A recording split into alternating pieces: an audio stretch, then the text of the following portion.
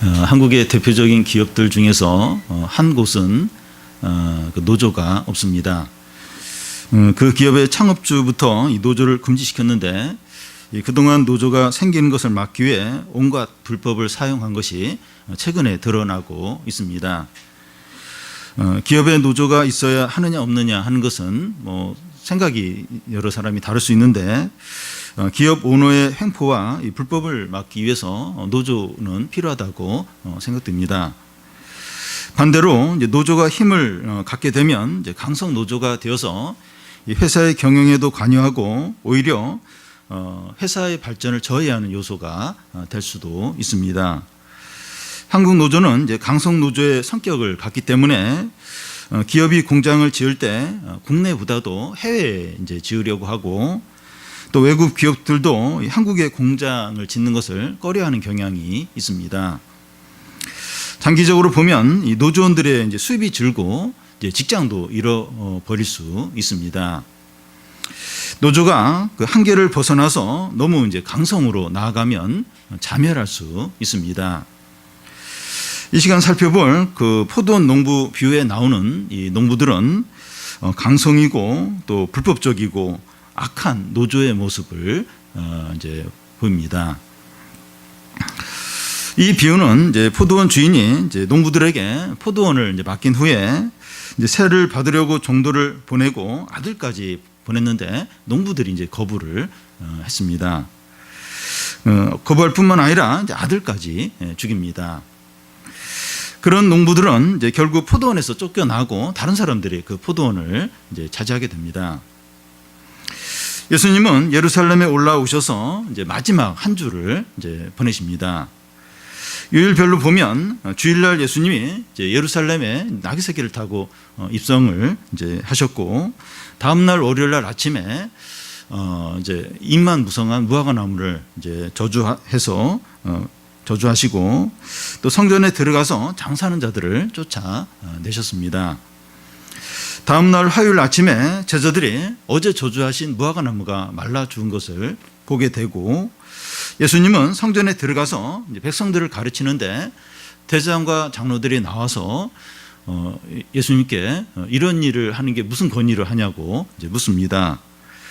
예수님은 세례요한의 세례가 하늘로부터냐 사람으로부터냐 이렇게 물으신 후에 너희가 그 대답을 하면 나도 너희에게 대답을 하겠다고 하십니다. 잎만 무성한 무화과 나무는 타락한 성전과 또 위선적인 종교 지도자들과 이 불신앙 가운데 있는 백성들을 보여줍니다. 예수께서 이 무화과 나무를 저주해서 말라 죽게 하셨는데 성전과 종교 지도자들과 유대 백성들의 멸망을 보여줍니다. 예수님은 성전과 종교 지도자들과 유대 백성들이 망하는 이유를 세 가지 비유로 보여줍니다. 첫 번째 비유는 두 아들 비유이고 두 번째 비유는 그 포도원 농부 이제 비유고 세 번째 비유는 천국 잔치, 혼인 잔치를 초청하는 그런 비유입니다. 지난 시간에 살펴본 두 아들 비유와 이 시간 살펴볼 포도원 품꾼 비유는 비슷한 점이 있고 차이점이 있습니다. 비슷한 점은 포도원을 이제 배경으로 한다는 것이고 또 기존 백성은 하나님 나라를 빼앗기고 새로운 백성이 차지한다는 그런 내용이 이제 비슷하고 두 비유의 차이점은 두 아들 비유는 그 두 아들 그 비유에서 버림받는 자들은 종교 지도자들을 이제 가리키는데 이 포도원 품꾼 포도원 농부 비유에서는 유대 백성 전체로 이제 확대가 되고 또 전자의 비유에서는 하나님 나라에 들어가지 못하는 것만을 이야기하는데 후자의 비유에서는 멸망을 당하는 그런 내용까지 보여주고 있습니다. 그러면 이 포도원 품꾼, 포도원 농부 비유를 살펴보겠습니다. 33절에서 39절까지 한 절씩 교대로 읽겠습니다. 다른 한 비유를 들으라. 한 집 주인이 포도원을 만들어 산울 다리를 두르고 거기에 즙자는 틀을 만들고 망대를 짓고 농부들에게 세를 주고 타국에 갔더니 열매 거둘 때가 가까우매 그 열매를 받으려고 자기 종들을 농부들에게 보내니 농부들이 종들을 잡아 하나는 심히 때리고 하나는 죽이고 하나는 돌로 쳤거늘 다시 다른 종들을 처음보다 많이 보내니 그들에게도 그렇게 하였는지라. 후에 자기 아들을 보내며 이르되 그들이 내 아들은 존대하리라 하였더니 농부들이 그 아들을 보고 서로 말하되 이는 상속자니 자 죽이고 그의 유산을 차지하자 하고 이에 잡아 포도원 밖에 내쫓아 죽였느니라. 예. 이 포도원 농부 비유의 내용을 간단하게 살펴보면 이 한 주인이 포도원을 잘 만들어 놓고 이제 농부들에게 맡기고 자기는 타국으로 떠납니다. 그런데 이 포도원 이제 수확기가 되었을 때 주인은 종들을 보내서 열매 곧 새를 이제 이렇게 받으려고 합니다. 그러자 농부들은 그 종들을 때리고 죽이기까지 합니다. 그래서 이번에는 주인이 더 많은 이제 종들을 보냈는데 그 종들에 대해서도 똑같이 때리고 죽였습니다. 그래서 마지막으로 주인이 이제 자기 아들을 보냅니다. 이제 아들을 보내니까 이제 그러지 않겠지 하는데 농부들은 이 아들을 보자 이 아들이 이제 이 포도원의 상속자인데 이 아들을 죽여서 우리가 이 포도원을 차지하자 그렇게 하면서 그 아들을까지 죽입니다. 이 비유는 이제 하나님과의 관계에서 이스라엘 백성들의 역사를 보여줍니다. 이스라엘의 역사는 하나님을 반역하는 역사였습니다. 비유에 나오는 것들이 이제 상징하는 것들이 있는데 이 포도원은 이제 이스라엘을 가리키고 주인은 이제 하나님을, 소자기는 그 이스라엘 백성을, 또 주인이 보내는 종들은 선지자를, 주인의 아들은 예수 그리스도를 가리킵니다. 이 비유는 이제 이 비유를 좀 더 이제 자세히 살펴보면 그 33절에 그 어떤 주인이 이제 포도원을 만듭니다. 그리고 포도원 안에 이 포도즙을 짜는 그런 틀을 이제 만들고 또 원두막 같은 이제 망대를 짓고 포도원 전체에 일이나 이제 여우가 들어오지 못하도록 울타리를 두릅니다. 이 포도원의 모든 것을 잘 이렇게 갖추어 놓습니다. 주인은 이 포도원을 완벽하게 만들고 이제 농부들에게 이제 포도원을 맡기고 주인은 멀리 다른 나라로 떠납니다. 주인과 이 농부들은 이제 포도원에서 나오는 수확물 중에 얼마를 이제 바치기로 이제 계약을 맺었습니다. 보통 이제 반반 이렇게 하긴 하는데 또 좀 좀 이렇게 다르기도 하겠지만 어쨌든 이제 이 주인하고 이제 이 농부들은 이제 얼마를 이제 이렇게 바치겠다, 이렇게 세를 내겠다 이런 계약을 맺습니다. 이 비유를 보면 주인이 그 농부들 위해 굴림을 한다든지 착취를 한다는 것을 느낄 수 없습니다. 농부들 입장에서는 잘 만들어진 이제 포도원에서 일할 수 있는 기회를 얻었기 때문에 이제 먹고 살 수 있는 그러니까 이제 은혜를 이제 받은 겁니다. 우리 식으로 말하면 좋은 직장에서 일할 수 있는 기회를 얻은 겁니다. 좋은 일터가 이제 있다는 것은 은혜이고 감사한 일입니다. 여기서 이 모든 좋은 것들로 잘 갖추어진 포도원은 이스라엘을 이제 가리킵니다. 하나님은 이스라엘 백성들에게 모든 좋은 것들을 주셨습니다. 이스라엘 역사를 보면 애굽의 노예로 살던 이스라엘 백성들을 하나님의 큰 능력과 영광으로 건져내어서 거룩한 나라와 제사장 나라와 하나님의 소유된 백성이 되게 하셨습니다. 그리고 그들에게 젖과 꿀이 흐르는 가나안 땅을 주셨습니다. 그런데 이스라엘 백성들은 그런 하나님께 어떻게 했습니까?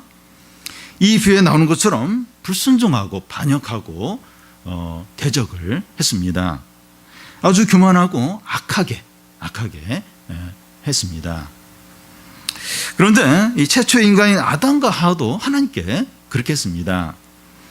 하나님은 그들에게 에덴 동산을 주셔서 살게 하셨는데 이 에덴 동산에는 온갖 과일과 모든 좋은 것으로 가득했고 부족한 게 없었습니다. 그런데 그들은 비유에 나오는 것처럼 그곳에서 하나님의 말씀에 불순종을 했어요. 하나님을 무시를 했습니다.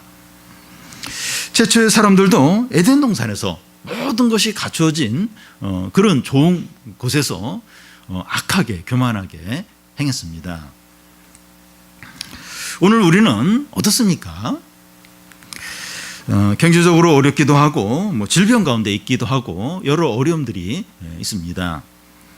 그렇지만 하나님께서 우리에게 베풀어 주신 은혜를 생각을 해보면 우리에게 생명을 주셔서 오늘도 살게 하시고 또 집이 있어서 집에서 이렇게 생활하게 하고 굶지 않도록 먹을 것을 주시고 또 직장도 다니고 또 학교도 다니고 사업도 하고 무엇보다도 교회 나와서 예배 드리고 말씀을 들을 수 있고 성도들과 교제할 수 있게 하셨습니다. 특히 우리가 원하기만 하면 또 예배를 드리고 또 기도할 수 있고 말씀을 더 읽을 수 있습니다. 이런 모든 것이 하나님의 은혜입니다. 내가 살고 있는 거, 내가 옷을 입고 있고 또 이렇게 먹을 수 있고 집도 있고 또 이렇게 하나님께 나아갈 수 있고 하나님께 예배할 수 있는 이게 은혜입니다. 그런데 우리는 은혜 가운데 있으면서 아담과 또 이스라엘 백성들처럼 하나님께 불순종하고 죄를 짓고 있지 않느냐 하는 겁니다. 여러분, 주인이 이 포도원에서 이 수확을 거둬들일 때 농부들에게 이제 종을 보내서 이 세를 받는 것은 부당하거나 지나치지 않습니다. 그러니까 주인이 다 포도원을 다 만들어서 줬어요. 그러고 이제 세를 이제 거기서 받는 것은 부당하거나 지나친 게 절대로 아닙니다. 그와 같이 하나님께서 이스라엘 백성들에게 큰 은혜를 베푸셔서 애굽 노예 상태에서 건져내고 또 가나안 땅을 선물로 주신 후에 그들에게 열매를 요구하는 것은 지나친 게 아닙니다. 부당한 게 절대 아닙니다. 주인이 농부들에게 세를 요구하는 거, 하나님이 이스라엘 백성들에게 열매를 요구하는 것은 내가 너의 주인임을, 너의 하나님을 인정하라는 그런 이제 의미입니다. 에덴 동산에서 아담과 하와에게 선악과를 따먹지 말라. 그건 너희는 항상 하나님을 하나님으로 인정해라. 이제 그걸 요구를 하시는 거죠. 여러분 이게 뭐 부당합니까? 이게 지나친 겁니까? 이스라엘 백성들이 하나님께 바칠 열매가 어떤 것입니까? 이렇게 헌금을 드리고 헌금을 얼마 드리고 또 이렇게 가축 자기 소중의 가축을 드리고 물론 뭐 이것도 거기에 해당되지만 그런 게 아니에요. 하나님은 뭐 이렇게 헌금이나 어떤 재물을 꼭 이렇게 내가 너에게 은혜를 베풀었으니까 헌금을 꼭 해야 된다. 막 그렇게 막 그러면서 그걸 막 요구하는 그런 분이 아니십니다. 온 세상이 다 하나님 거예요. 근데 뭐 그걸 굳이 꼭 요구하고 그렇지 않습니다. 이스라엘 백성이 하나님께 바칠 열매는 하나님의 말씀에 순종해서 사는 겁니다. 그게 이제 하나님을 하나님으로 인정하는 거죠. 하나님의 말씀에 순종하는 그걸 이제 하나님은 받기를 이제 원하십니다. 그들을 노예 상태에서 구원하시고 모든 좋은 것을 다 주시면서 하나님의 말씀대로 살라 하는 게 지나치고 부당합니까? 지나친 겁니까? 나를 하나님으로 인정하고 내 말대로 살아라. 이게 잘못된 요구입니까? 그런데 이스라엘 백성들은 부당하게 여기면서 이 뷰에 나오는 처럼 하나님을 배척을 했어요. 불순종을 했어요. 하나님을 하나님으로 인정을 하지 않았습니다. 하나님은 우리에게 이제 큰 은혜를 이제 베푸셨어요. 우리가 지금 누리는 모든 게 다 이제 하나님의 은혜인데 이런 걸 이제 누리게 하시면서 말씀에 순종해서 살라 그렇게 하세요. 나를 하나님으로 인정하라. 이 부당한 겁니까? 지나친 겁니까? 한번 생각을 해보시죠.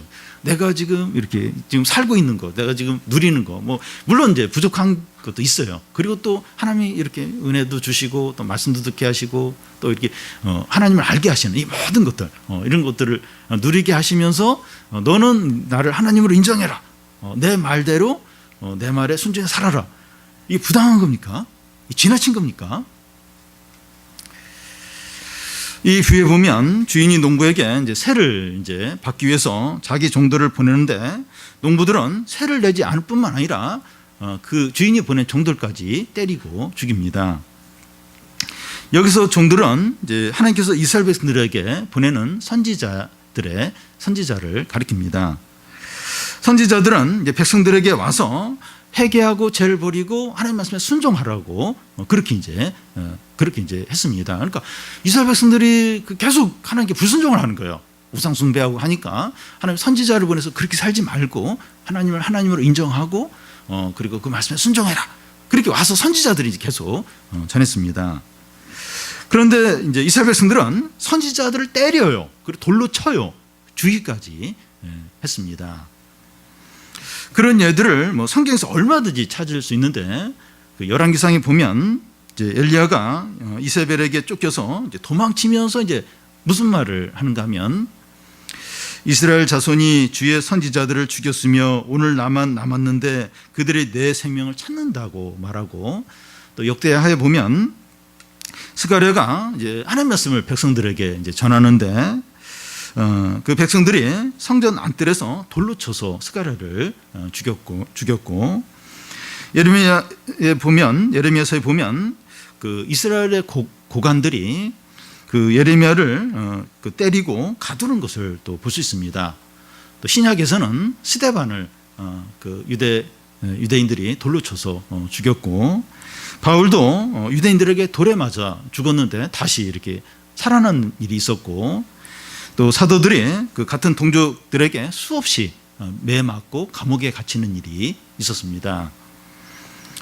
주인은 이 농부들이 종들을 때리고 또 돌로 치고 죽였다는 사실을 알게 되었을 때 당장 와서 이 수작인들을, 이 농부들을 다 진멸하고 그 포도원에서 쫓아낼 수도 있었습니다. 그런데 그렇게 안 하는 거예요. 기다리는 거예요. 다시 기회를 주는 겁니다. 더 많은 종들을 이제 보내는 겁니다. 그와 같이 하나님께서 이스라엘 백성들에게 선지자를 보냈는데 그들을 때리고 또 감옥에 가두고 죽였을 때 당장에 그들을 멸망시킬 수도 있었는데 그렇게 하지 않으세요. 이렇게 참으세요. 기다리십니다. 그러면서 더 많은 이제 선지자들을 이제 보냅니다. 그와 같이 하나님은 우리에게도 오래오래 참고 기다리십니다. 다 알면서 속아줘요. 그리고 회개할 기회를 계속해서 주십니다. 고난과 말씀을 반복해서 주심으로 겸손하도록, 회개하도록, 돌이키도록 하십니다. 부모가 자녀를 양육할 때 이제 어떻게 해야 하는지 정답과 말씀을 아는데 또 그걸 말하는데 그걸로 되지 않습니다. 얼마나 많이 온유하게 참고 기다려야 하는지 모릅니다.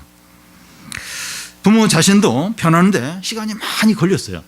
많이 걸렸는데 우리 자녀나 다른 사람이 잘 변하지 않는 것에 대해서 너무나도 힘들어합니다. 우리 부모 자신도 시간이 많이 걸렸어요. 지금 되기까지 시간이 많이 걸렸습니다. 그런데 우리 자녀나 다른 그 어떤 교인이 안 바뀌는 것에 대해서 너무 이제 힘들어합니다. 하나님은 이스라엘 백성들에게 오래 참으신 것처럼 우리에게도 오래 참으시면서 이 말씀을 듣게 하시고 또 고난을 주시면서 회개하고 돌아오도록 하십니다. 계속해서 오래오래 참고 계십니다.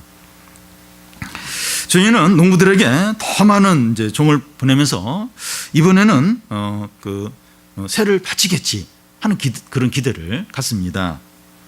그와 같이 하나님은 이스라엘 백성들에게 이전보다 더 많은 선지자들을 보내면서 이번에는 회개하고 돌아오겠지 그런 기대를 했습니다. 근데 농부들은 주인이 보낸 그 종들을 전처럼 때리고 죽이기까지 했습니다. 그와 같이 이스라엘 백성들은 하나님이 보내신 많은 선지자들 그와 같이 됐습니다. 이 정도가 되면 주인은 더 이상 참지 않고 이 농부들을 쫓아내고 진멸을 할 것입니다. 그와 같이 하나님도 이스라엘 백성들을 더 이상 참지 않고 진멸을 할 것입니다. 그래도 하나님은 지나치지 않아요. 하나님은 정당합니다. 근데 주인은 이런 상황에서 어떻게 합니까? 이 37절을 보면 후에 자기 아들을 보내며 이르되 그들이 내 아들을 존대하리라 하였더니 여기 후에 하는 것은 최후에 하는 그런 의미입니다. 주인은 비통하고 통렬한 마음으로 마지막 기회로 이 아들을 이제 보냅니다. 이 아들은 외아들이에요. 주인의 모든 것입니다. 내 아들을 보내니까 그들을 존경하겠지, 이제는 두려워하겠지, 그런 기대를 합니다. 근데 농부들은 주인의 아들을 보면서 어떻게 반응합니까? 주인의 아들이 왔네. 이 아들은 포도원의 상속자 아닌가?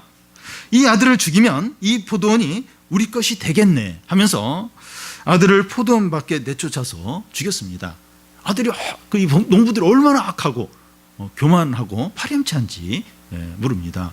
그렇지 않습니까?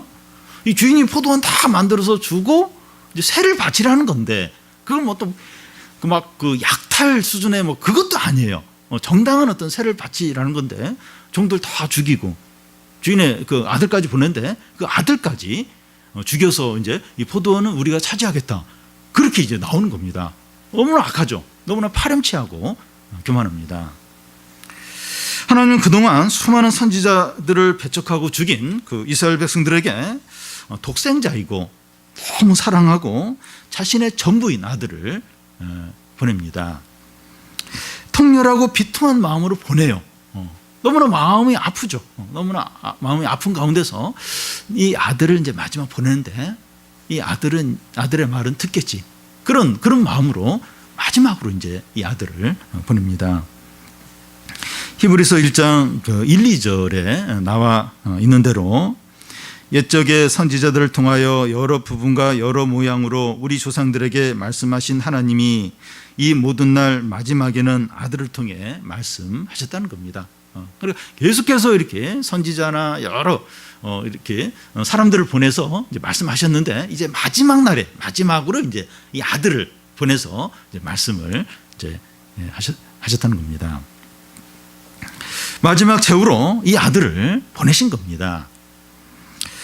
지금 하나님께서 이 마지막으로 보낸 아들이 대장들과 또 장로들과 백성들 앞에서 지금 서서 지금 말을 하고 있어요. 지금 이 상황에서 그 하나님께서 보낸 그 마지막으로 보낸 이 아들이 지금 종교 지도자들과 백성들 앞에서 지금 이렇게 말씀을 하고 있습니다. 그런데 종교 지도자들과 백성들은 이 아들을 불신해요. 배척하고 죽이려고 합니다. 이날이 이제 화요일이고 3일 후에 금요일 날 그 종교 지도자들과 백성들이 이 아들을 십자가에 못 박아 죽입니다.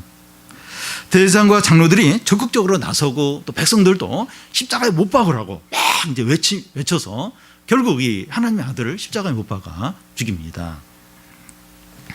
농부들이 주인의 아들에 대해서 한 말처럼 유대인들도 하나님의 아들이 없어져야 우리가 더 잘 산다는 거예요. 더 행복하게 된다는 겁니다. 2000년 전이나 지금이나 사람들은 세상 가운데서 하나님을 인정하지 않고 자기 삶 가운데서 하나님을 몰아내려고 합니다. 그렇게 해야 더 많은 것을 소유하고 더 행복해질 수 있다고 믿습니다. 하나님을 자신의 왕과 주인과 구원자로 인정하기를 거부합니다. 그러니까 하나님이 그 나의 주인이십니다, 왕이십니다. 그걸 인정하기를 너무 싫어요. 다 거부를 해요. 2000년 전에도 그렇고 오늘날도 똑같습니다. 우리도 그럴 수 있습니다.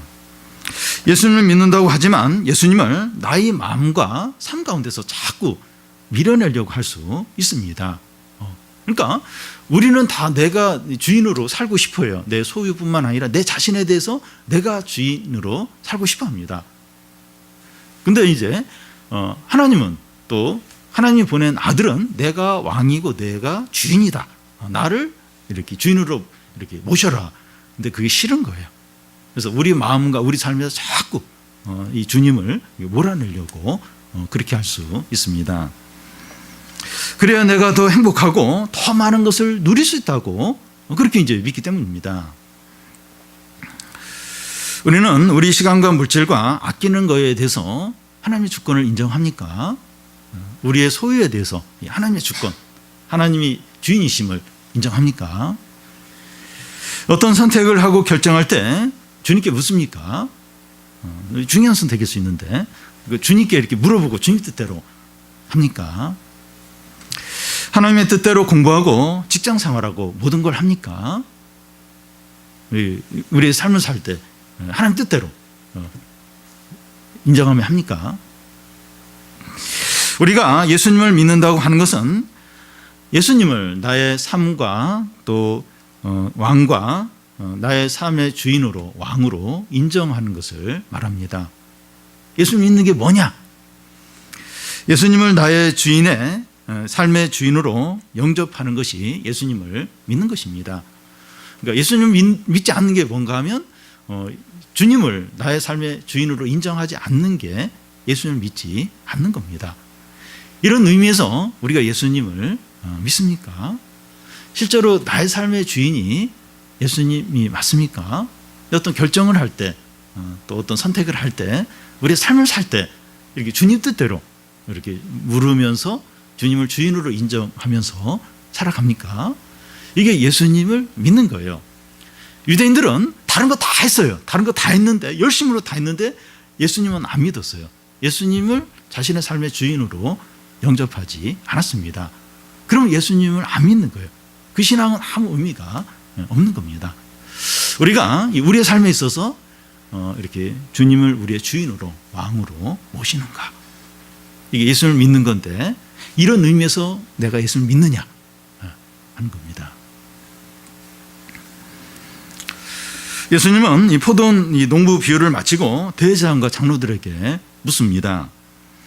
40절, 41절을 보면, 그러면 포도원 주인이 올 때 그 농부들을 어떻게 하겠느냐? 그들이 말하되 그 악한 자들을 진멸하고 포도원은 제때 열매를 바칠 만한 다른 농부들에게 새로 줄지니이다. 비유를 듣던 자들이 대답하기를, 악한 자들을 진멸하고 포도원은 제때 열매를 바칠 만한 그 다른 농부들에게 주어야 한다는 겁니다. 대제사장과 장로들이 볼 때도 이렇게 하는 것이 옳은 겁니다. 그들은 이 비유에 나오는 농부들이 그들 자신이라는 걸 아직 모르고 있습니다. 그들의 입으로 자신들의 운명을 지금 말하고 있습니다. 자신들의 운명을 자기 입으로 지금 말하고 있는 겁니다. 하나님의 은혜에 감사하지 않고 수없이 찾아오는 회개의 기회를 저버리고 하나님의 아들을 거부하고 배척하는 자는 모든 걸 빼앗기고 진멸을 당하게 됩니다. 하나님의 모든 축복과 은혜와 영생과 하나님 나라를 잃어버려요. 결국은 자기의 모든 소유와 생명까지 빼앗기게 됩니다. 그러니까 그 이스라엘 백성들의 이 존재의 근거, 삶의 기반은 하나님의 은혜에 있습니다. 그러니까 그 모든 사람이 그래요. 모든 사람이 자신이 존재하고 누리는 이 모든 게 하나님으로부터 왔습니다. 근데 그 하나님 인정을 안 해요. 그 하나님 아들을 거부를 해요. 그건 자신의 존재의 근거와 삶의 기반을 다 빼앗기는 것을 의미합니다. 하나님 나라와 또 축복과 또 영생과 구원을 다 잃어버린 겁니다. 그러니까 자신의 존재의 근거가 하나님의 은혜에 있는데 그 하나님을 부정을 해요. 거부를 해요. 그러면 자신의 이 존재의 근거, 삶의 기반도 다 빼앗기는 거예요. 다 잃어버리게 되는 겁니다. 그래서 이게 굉장히 중요한 문제예요. 이 비유가. 다른 건 다 하는데 예수님을 주인으로 인정을 안 하는 거예요. 부정을 하는 거예요. 그러면 다 빼앗긴다는 거예요. 다. 눈에 보이는 것뿐만 아니라 하나님의 은혜들, 축복들, 구원들, 이것도 다 잃어버리게 된다는 겁니다.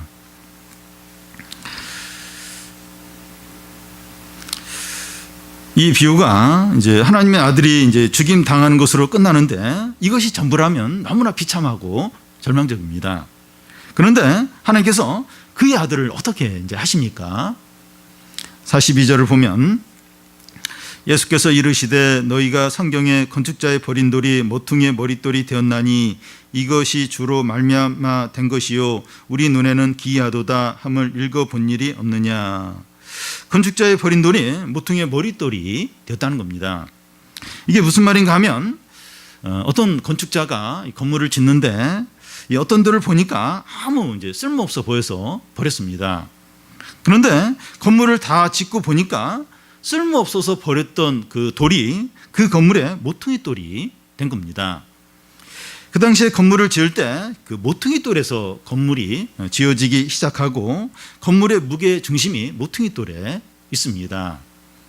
그러니까 건물에서 모퉁이 돌은 가장 중요한 돌입니다. 여기서 건축자가 버린 돌이라고 하는 것은 유대 지도자들이 예수님을 배척하고 죽인 것을 말합니다. 예수님은 이제 끝난 거예요. 그런데 그가 부활하고 승천하고 하나님 보좌 우편 앉아서 성령을 보내주시고 영화롭게 되셨습니다. 건축자가 버린 돌이 성전의 모퉁이 돌이 된 것입니다.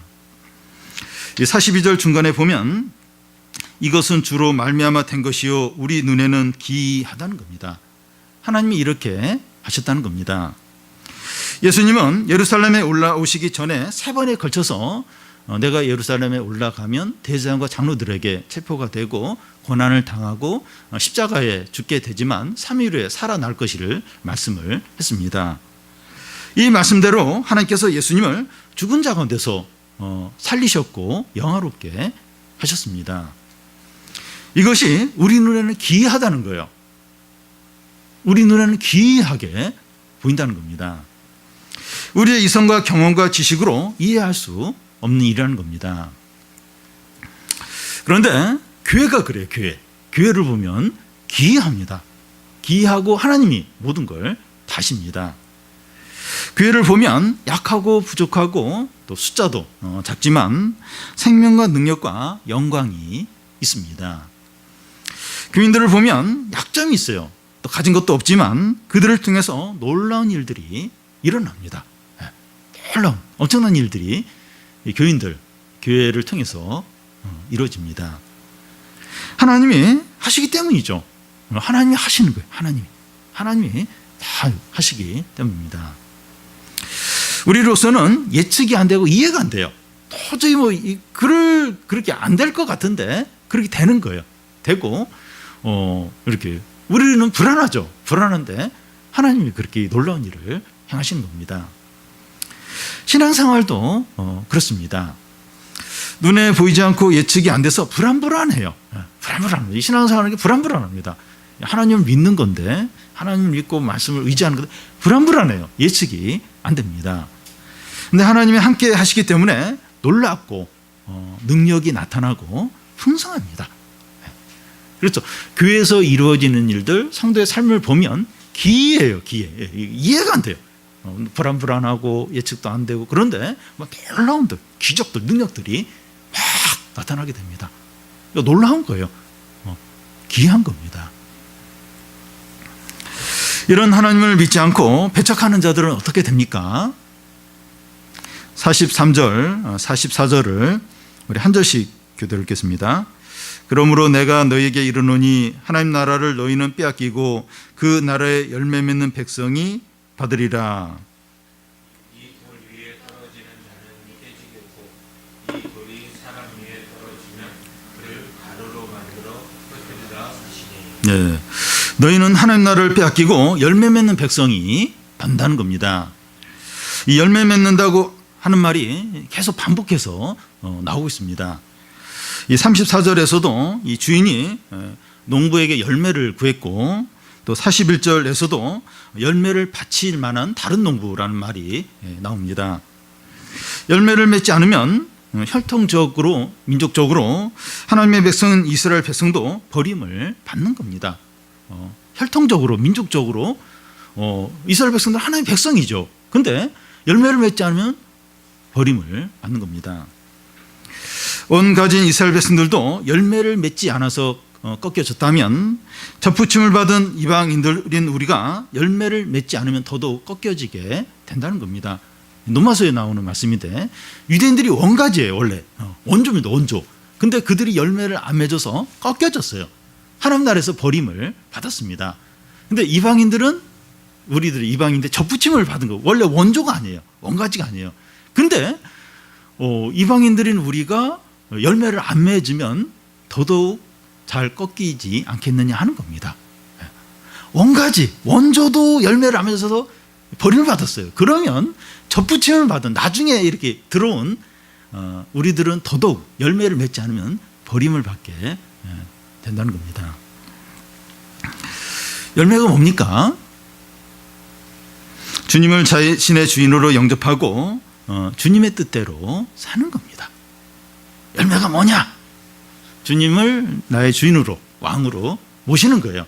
그리고 그분의 뜻대로 사는 게 열매입니다. 우리에게 열매가 없으면 모태신앙이고 주일날 예배를 빠지지 않고 또 봉사를 하고 직분자이고 술 담배를 하지 않더라도 버림을 받게 됩니다. 그러니까 다른 거 다 하는데 열매가 없어요. 열매가. 그러니까 주님을 나의 주인으로 모시지 않고 그분의 뜻대로 안 살아요. 열매가 없어요. 그러면 다른 거 다 해도 버림을 받게 됩니다. 우리는 주님을 우리의 주인으로 영접하고 주님의 말씀대로 살고 있습니까? 우리 한번 들어보십시오. 주님을 나의 주인으로 이렇게 모시고 주님 뜻대로 살고 있습니까? 이 주님을 이렇게 주인으로 모시는 게 쉽지가 않아요. 자기를 부인하고 모든 부분에 있어서 이렇게 하나님을 이제 인정을 하는 건데 이게 쉽지가 않아요. 자기를 부인한다는 게 쉽지가. 우리는 본성적으로 내가 주인으로 있고 싶어요. 그러니까 다른 거 다 하더라도 이렇게 나를 이렇게 부인하는 거, 이건 굉장히 어려울 수 있어요. 주님을 나의 왕으로 모시는 건 굉장히 어려울 수 있어요. 근데 그렇게 해야 이제 그 열매를 맺는 거죠. 우리는 좀 그렇게 합니까? 그런 의미에서 열매를 맺습니까?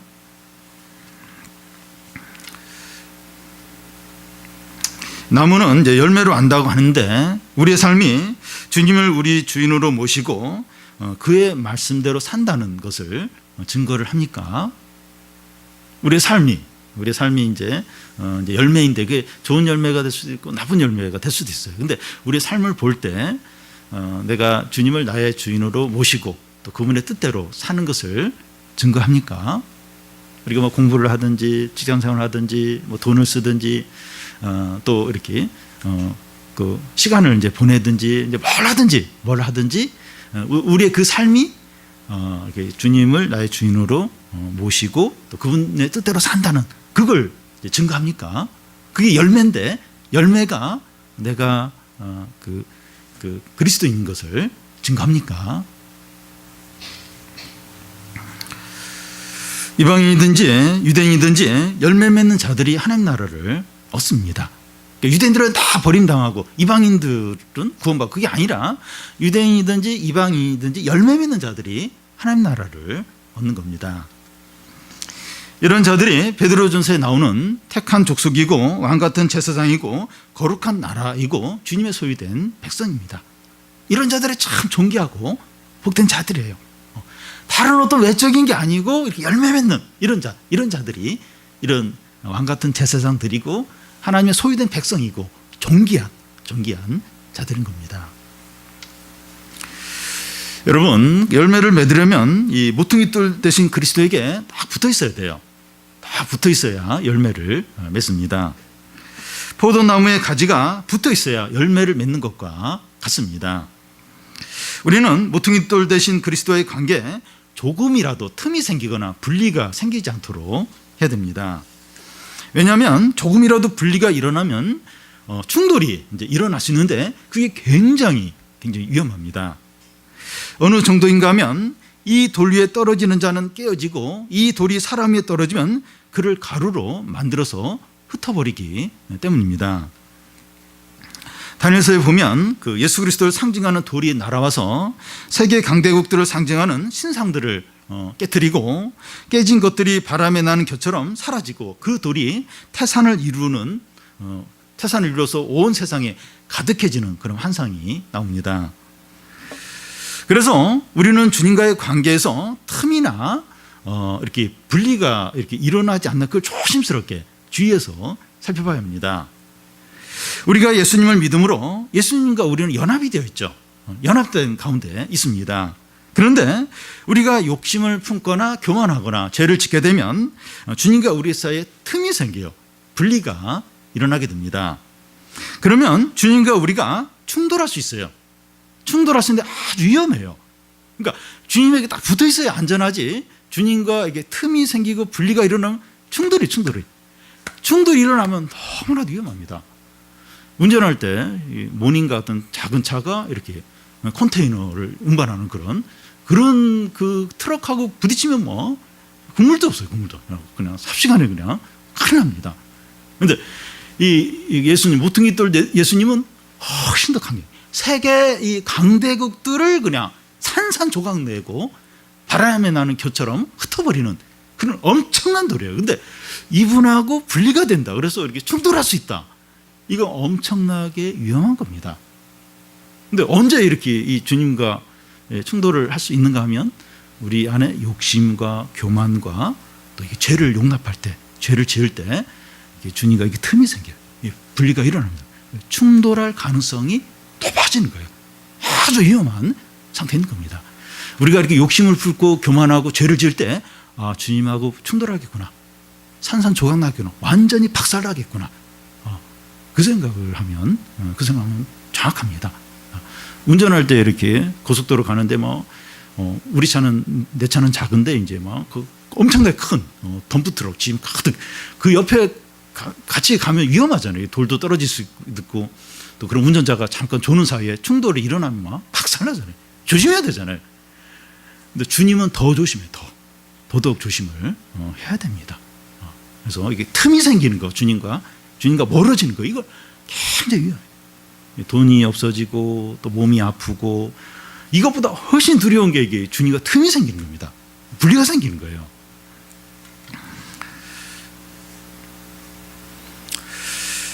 대제사장과 바리새인들은 이 비유가 자기들을 가리키는 줄 이제 알게 됩니다. 그들은 어떻게 합니까? 45절, 46절을 우리 한 절씩 교대로 읽겠습니다. 대제사장과 바리새인들이 예수의 비유를 듣고 자기를 가리켜 말씀하신 줄 알고 적자하나 우리를 무서워하니 이는 그들이 예수를 선지자로 알미었더라. 예. 종교 지도자들은 이 비유에 나오는 그 악한 농부들이 자기를 가리킨다 하는 것을 알게 됩니다. 그러면 회개하고 예수님을 믿고 열매 맺는 자가 되어야 했습니다. 그동안 그들 자신이 불신앙으로 이 모퉁이 돌 대신 예수 그리스도와 분리되어서 위험했는데 이제 믿음으로 예수님께 딱 붙는 거죠. 그러면 이제 은혜를 받고 구원을 받게 됩니다. 근데 그들은 이 비유를 통해서 자기들의 불신앙과 죄악을 깨닫게 되자 예수님을 더 붙잡아 죽이려고 합니다. 지금 예수님과 분리되어 있는데 이걸 더 확고하게 하고 있습니다. 이 비유를 통해서 이 모퉁이 뚫던 예수님과 우리가 분리가 되어 있구나 이걸 깨달았어요. 그러면 어떻게 하면 다시 이렇게 연합하고 은혜를 받을 수 있을까 이 생각을 해야 되는데 그 분리되어 있는 걸 발견하자 더 예수님 붙잡아 죽이려고 해요. 그러니까 이 분리되어 있는 걸 더 확고하게 더 견고하게 하려고 합니다. 근데 여러분 우리가 말씀을 통해서 우리의 불신앙과 죄와 교만을 깨닫게 되었을 때 어떻게 해야 됩니까? 지금 주님과 멀어졌구나 지금 틈이 생겼구나 이걸 발견했을 때 어떻게 해야 됩니까? 화를 내고 불평하고 다른 것에 책임을 돌리면 안 됩니다.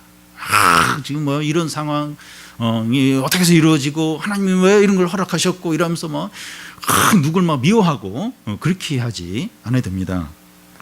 빨리 회개하고 죄를 버리고 믿음을 회복해서 주님께 딱 붙어야 돼요. 주님과 연합된 그것을 확고하게 해야 합니다. 종교 지도자들은 예수님을 잡아서 죽이려고 했는데 사람들이 두려워서 그렇게 하지 못해요. 사람들이 무서워서 못 잡습니다. 사람들이 예수님을 선지자로 이제 알고 있으니까 그렇게 못합니다. 그들이 하나님을 두려워하지 않으니까 아무것도 두려워하지 않을 것 같은데 정반대입니다. 하나님을 두려워하지 않으면 모든 걸 두려워하게 되고 하나님을 두려워하면 모든 것을 어느 것도 두려워하지 않게 됩니다. 다시 말해서 모퉁이 돌 대신 예수께 견고하게 붙어있는 사람은 아무것도 두려워하지 않지만 그리스도에게 붙어있지 않는 사람은 모든 걸 두려워하게 됩니다. 딱 이 모퉁이 돌 대신 그리스도의 반석에 딱 붙어있는 그런 사람은 아무것도 안 두려워요. 걱정할 게 뭐 지진이 일어나고 경제 위기가 일어나고 여러 가지 뭐가 있어도 이 견고한 이 반석에 딱 붙어 있으니까 두려울 게 없어요. 걱정할 게 없어요. 아무것도 안 두려워요. 누가 무슨 얘기를 하고 위협을 해도 안 두려워요. 왜냐하면 반석에 딱 견고히 이렇게 기초를 하고 있기 때문에 두려울 게 없어요.